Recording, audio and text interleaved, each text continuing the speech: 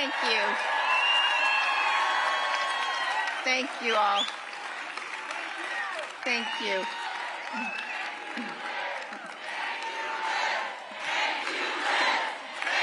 Thank you. Thank you.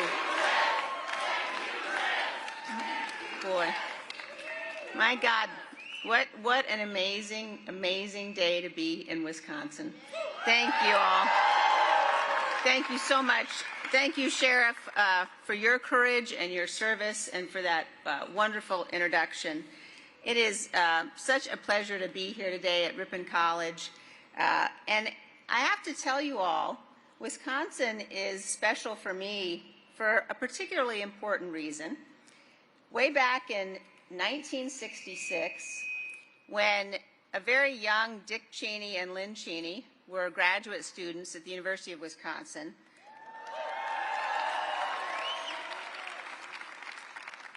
I was born here. And so, go Badgers, exactly. So coming back to Wisconsin always feels to me more than a little bit like coming home. I want you to know the last time that I was here campaigning was 20 years ago, in 2004. And although politics divided us, certainly in that year, we were united in our admiration for the Packers' legendary Bart Starr. And one of the most special and memorable days I had on any campaign was the day that we got to spend with him, which included a personal tour of Lambeau Field. So it's very, very special to be back again. Now, you all know, of course, that here in Ripon, the Republican Party was founded. It was founded in a meeting in 1854 in the Little White Schoolhouse. And it was founded by people who were opposed to slavery. It was that Republican Party, the party of Lincoln and Eisenhower, the party of Reagan and Bush. It's that party that I belonged to my entire life. I volunteered on my first presidential campaign. I already told you how old I am, so I'll tell you. In 1976, when I was 10 years old, and I was sealing envelopes for President Ford's re-election campaign, I cast my first vote ever in 1984 for Ronald Reagan. I served in the State Department in both Bush administrations, and I served in the United States House of Representatives for 3 terms, including as the 3rd highest ranking Republican in House leadership. So,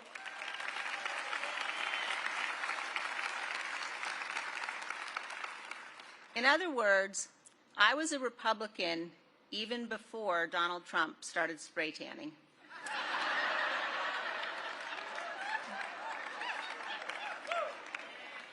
I am a Ronald Reagan conservative. I believe in limited government. I believe in low taxes. I believe in a strong national defense. And I believe that the private sector is the engine of growth of our economy. I believe that the family, and not the government, is the most important structure in our society.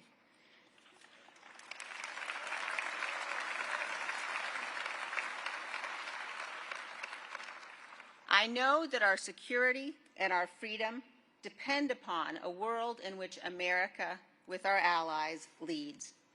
And above all else, I know that the most conservative of conservative values is fidelity to our Constitution.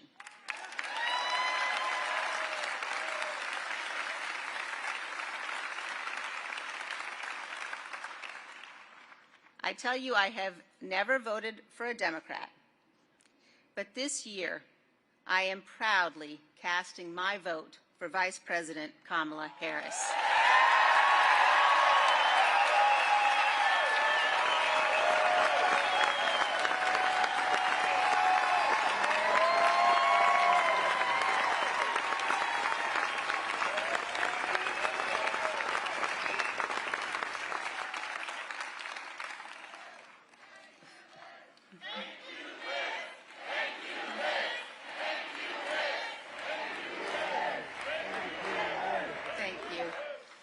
but mostly we're not going back.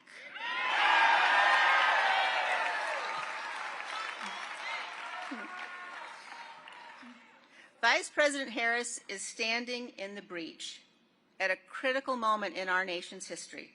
She's working to unite reasonable people from all across the political spectrum.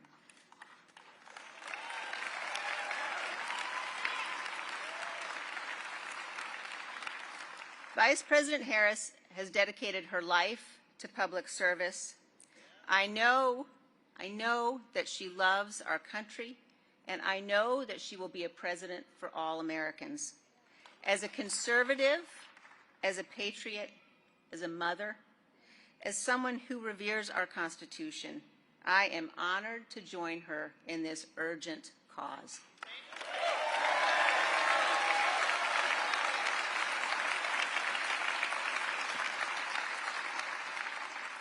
As we meet here today, our republic faces a threat unlike any we have faced before. A former president who attempted to stay in power by unraveling the foundations of our republic, by refusing to accept the lawful results confirmed by dozens of courts of the 2020 election. We cannot turn away from this truth. In this election, putting patriotism ahead of partisanship is not an aspiration. It is our duty.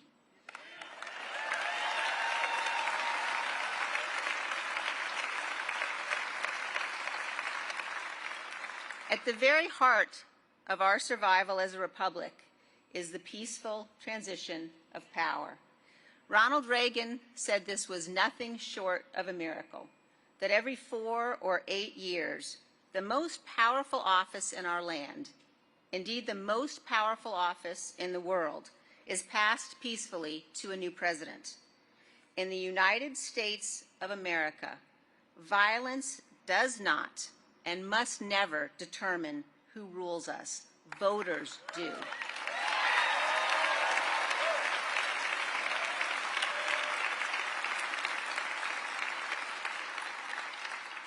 And in this country, under our Constitution, our president has a particular solemn obligation to ensure and guarantee the peaceful transfer of power.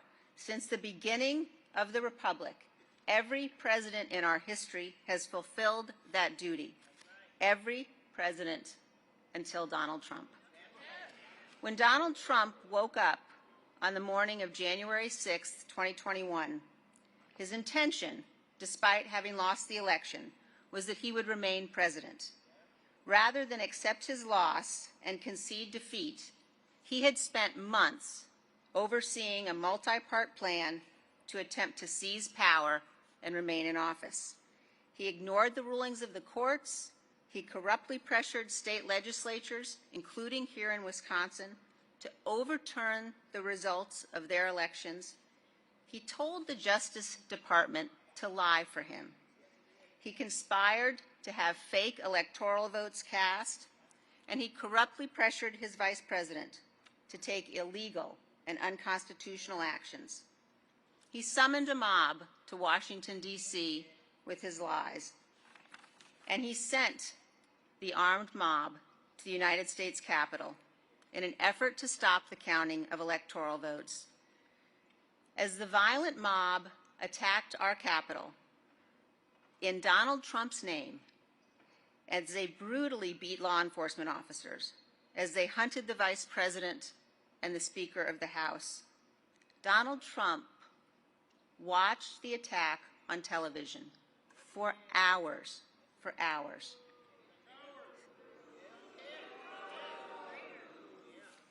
Sitting in the dining room next to the Oval Office, he refused repeated pleas from his family, from his closest advisors, from the most senior officials in his campaign and in our government to tell the mob to leave.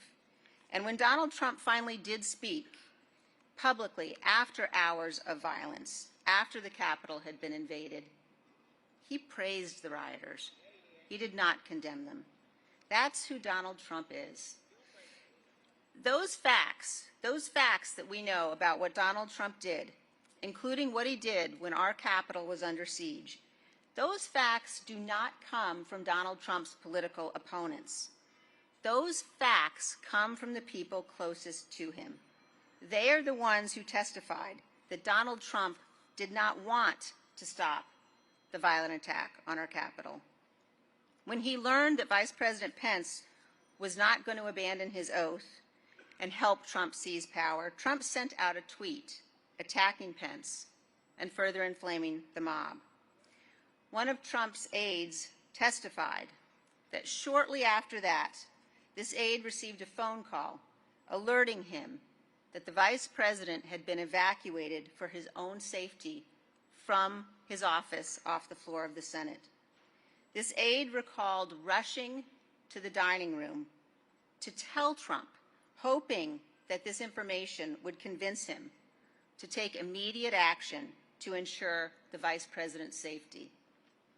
Instead, after this aide delivered that news, Donald Trump looked up at him and said, "So what?" He said, "So what?"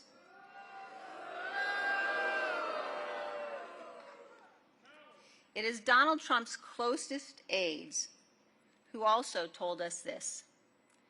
They said that while the attack on our Capitol was happening, Donald Trump was handed a note informing him that a civilian had been shot at the door to the chamber of the United States House of Representatives. Donald Trump put the note down on the table in front of him, continued to watch the attack on television, and still refused to tell the mob to leave the Capitol. Donald Trump was willing to sacrifice our Capitol to allow law enforcement officers to be beaten and brutalized in his name and to violate the law and the Constitution in order to seize power for himself. I don't care if you are a Democrat or a Republican or an independent. That is depravity, and we must never become numb to it. Any person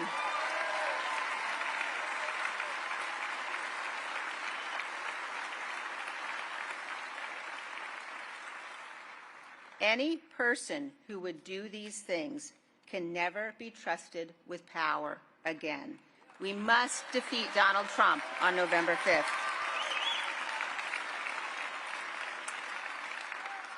In that election 20 years ago, when we were campaigning in Wisconsin and all across the country, we were campaigning as compassionate conservatives.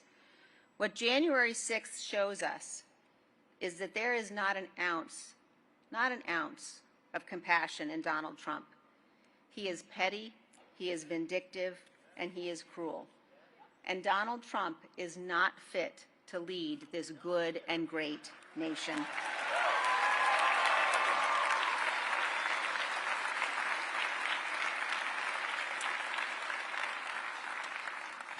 Now, sometimes people will say, you know, January 6th wasn't that big a deal.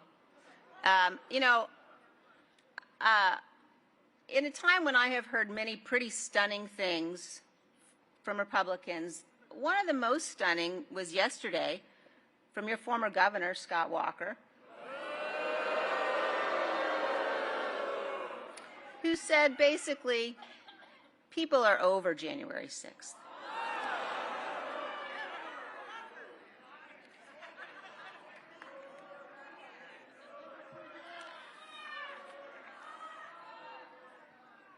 When you think about what that means, that an elected official, a former elected official, is so willing to minimize what happened, to say things like I've heard from others, to say, don't worry, our institutions held that day.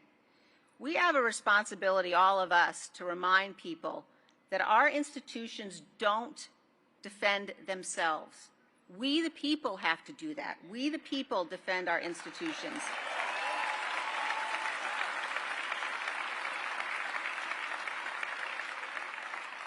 And our institutions held on January 6th because there were brave men and women, including elected officials at every level of our government, who did their duty, who stood up for what was right, who resisted Donald Trump's efforts to pressure them to violate their oaths.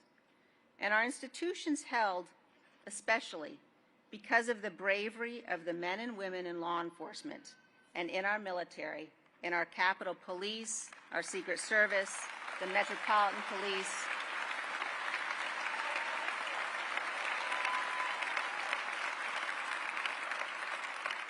They are the ones who defended our Capitol, our democracy, and our lives. Many of them fought a bloody, hours-long battle on the west front of the Capitol. Go watch the video of that battle. It is sickening. They're the ones who held the line and prevented far worse from happening that day. They are the true profiles in courage. Do not let anyone lie about what happened and what they did.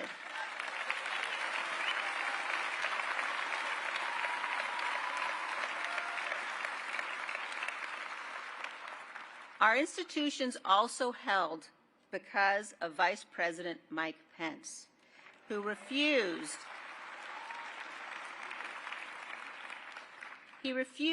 to violate his oath to the Constitution.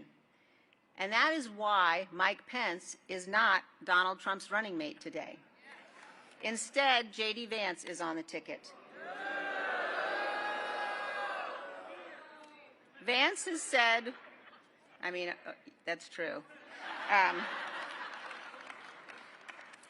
Vance has said repeatedly that he would have done what Donald Trump wanted, that he would have rejected electoral votes. He would have thrown out the votes of the people of Wisconsin because he didn't like the way that you voted.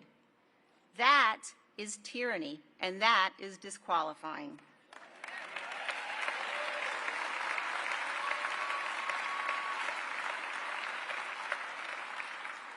History teaches us again and again that democracies can fall.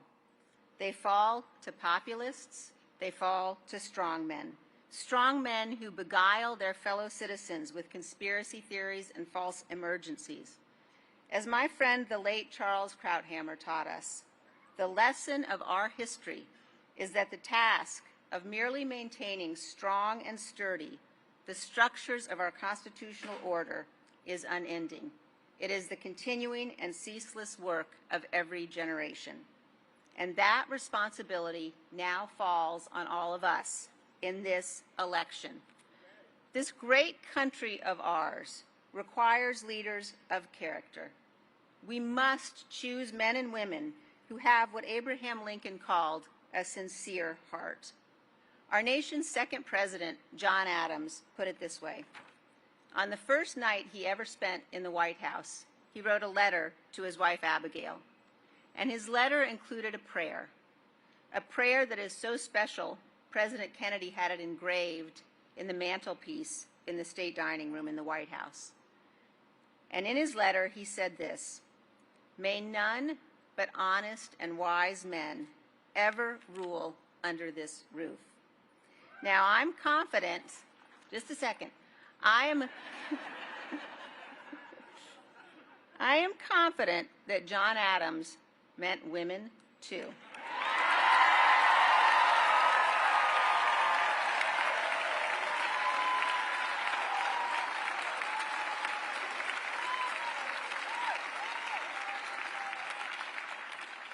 In this election, a broad coalition has come together to support Vice President Kamala Harris. Now, we may disagree on some things, but we are bound together by the one thing that matters to us as Americans more than any other, and that's our duty to our Constitution and our belief in the miracle and the blessing of this incredible nation. We have a shared commitment as Americans to ensuring that future generations live in a nation where power is transferred peacefully, where our leaders are men and women of good faith, and where our public servants set aside partisan battles to do what's right for this country. So today I ask all of you here and everyone listening across this great country to join us. I ask you to meet this moment. I ask you to stand in truth, to reject the depraved cruelty of Donald Trump, And I ask you instead to help us elect Kamala Harris for president.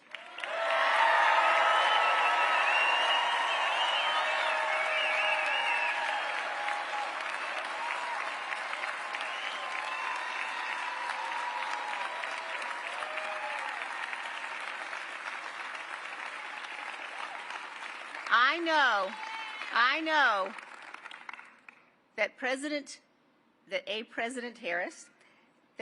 Harris will be able to unite this nation. I know that she will be a president who will defend the rule of law. And I know that she will be a president who can inspire all of our children, and if I might say so, especially our little girls.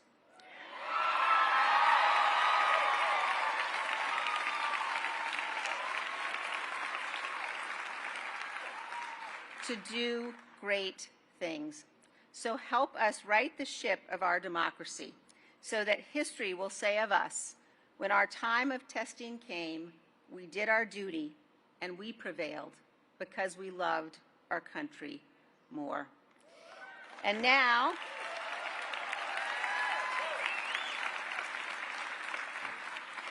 it is my great honor to introduce you to our Vice President and the next President of the United States, Kamala Harris.